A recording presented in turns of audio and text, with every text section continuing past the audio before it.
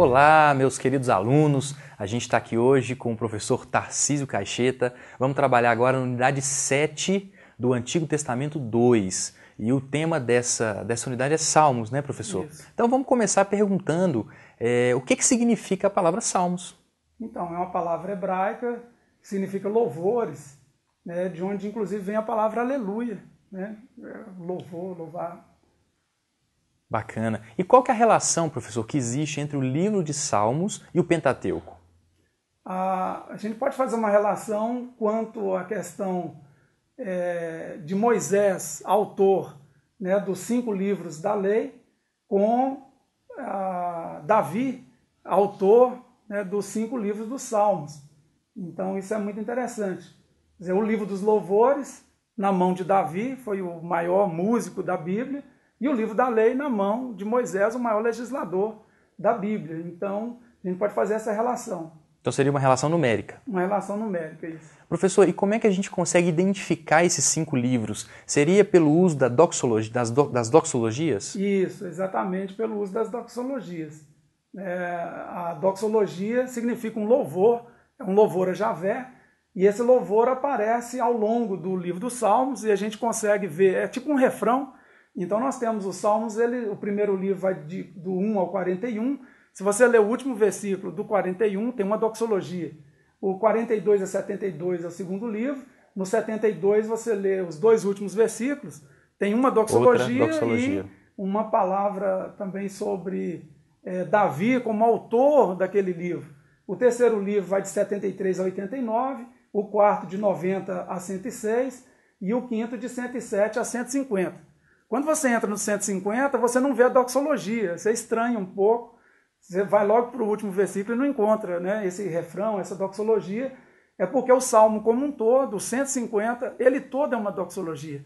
Quer dizer, ele completa o 5º livro e também ele por si só é uma doxologia. O livro dos Salmos. Que bacana. Professor, uma pergunta que as pessoas fazem: por que existe uma diferença do número de salmos na Bíblia, vamos dizer a Bíblia que o protestante usa, e na Bíblia que o católico usa? Porque a gente vê que chega um ponto ali que dá uma pulada de número, dá uma bagunçada. Por que acontece isso, professor? Então, porque os protestantes estão usando a Bíblia hebraica, né, o texto veio da Bíblia hebraica, e os católicos estão usando a Septuaginta, que depois passou com São Jerônimo, né, a Vulgata, e lá a Septuaginta considerou os Salmos 9 e 10 e os Salmos 114 e 115 como um único salmo, né, juntou os salmos.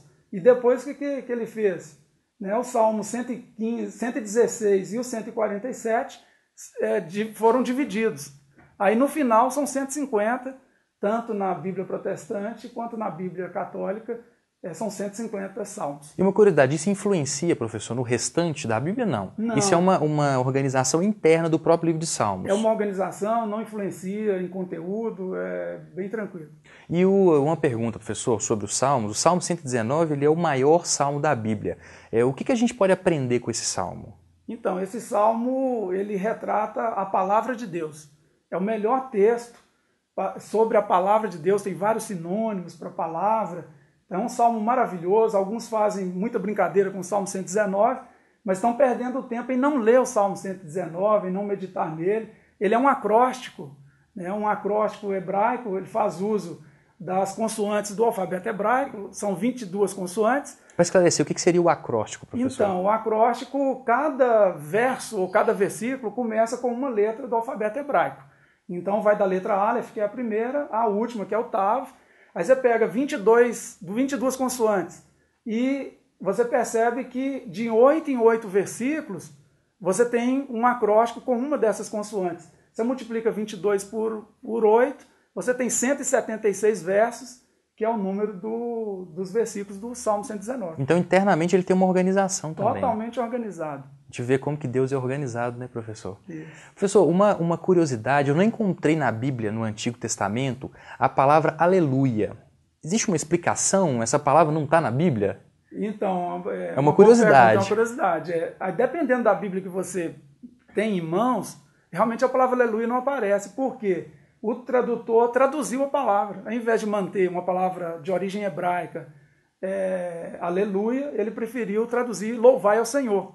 então você não encontra. Mas você pega uma outra versão que não foi traduzido, a palavra aleluia está lá. Entendi. Mas louvai ao Senhor também. Louvai ao Senhor, seria que é o significado. O significado de aleluia. Isso. Ô, professor, no Novo Testamento existe menção aos Salmos? O Novo Testamento faz uso, os autores do Novo Testamento? Sim.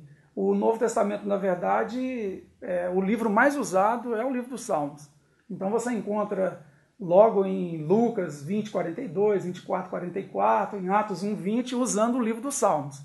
E aí você tem também as cartas de Paulo, Efésios, Colossenses, em que a palavra Salmos aparece. E tem uma curiosidade interessante que na época de Jesus, eles cantavam os Salmos no dia da Páscoa, né, na celebração da Páscoa, os Salmos 113 a 118, cantava o 113 e o 114 antes da refeição e o 115 ao 118 depois da refeição. Então existia toda uma liturgia, né, professor? Exato, uma liturgia voltada para o livro dos Salmos. Para o livro dos Salmos. Muito bacana. Professor, a gente fala muito dos Salmos, as pessoas associam Salmos a Davi. Mas não foi só Davi que escreveu os Salmos, correto? Correto. A gente tem pela Bíblia hebraica que Davi teria escrito 73 Salmos. E, na verdade, o Novo Testamento acaba atribuindo a Davi o Salmo 2 e o Salmo 95. Então, aí, Davi passa a ter 75 ao invés de 73. Mas tem vários autores, tem Salomão, o próprio Moisés, o Salmo 90. Então, os filhos de Coré, Etan, Emã.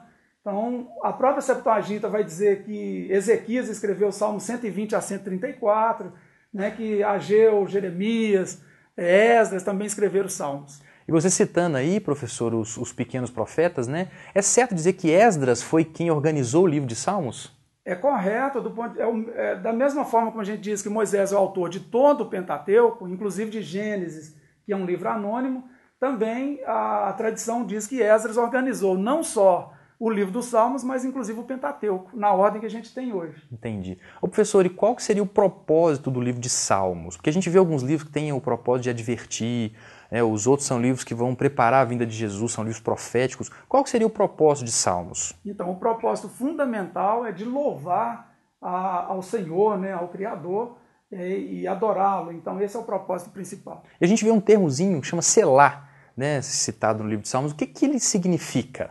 Então, eu às vezes brinco, né? Quando alguém me pergunta sei lá, eu respondo sei lá.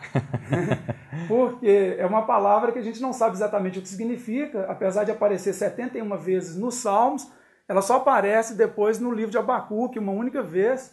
Então o significado é incerto, mas pode ser uma pausa ou um divisor de estrofes. Tem alguns salmos que fica claro que ela está dividindo o salmo em estrofes. É bem interessante. Então seria uma marca linguística, né? Uma marca. E por falar em marca linguística, professor, quais são os principais gêneros literários dos salmos? São muitos, mas o Hermann Gunkel, ele identifica 5 principais gêneros.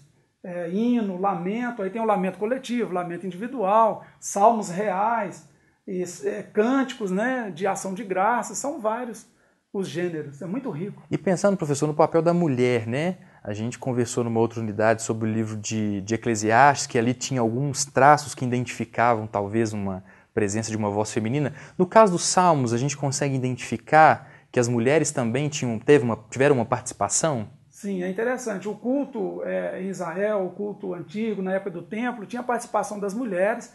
As mulheres cantavam, as mulheres tocavam instrumentos. Nós temos, por exemplo, Salmo 68, 24 e 25, Esdras 2, 65, que afirmam, né, mulheres instrumentistas e participando. Só que o tempo foi passando e as mulheres foram deixando essa participação, talvez por influência masculina, mas elas participaram muito do culto, se não dentro do templo, na caminhada para o templo. Muito bom, professor. Queria agradecer mais essa brilhante aula, trazendo um conhecimento para os nossos alunos aí. E daqui a pouquinho estamos juntos na próxima unidade, professor. Obrigado. É um prazer, viu, Limani? Estou sempre à disposição para entrevistas, é muito bom. Tá joia. Obrigado, professor.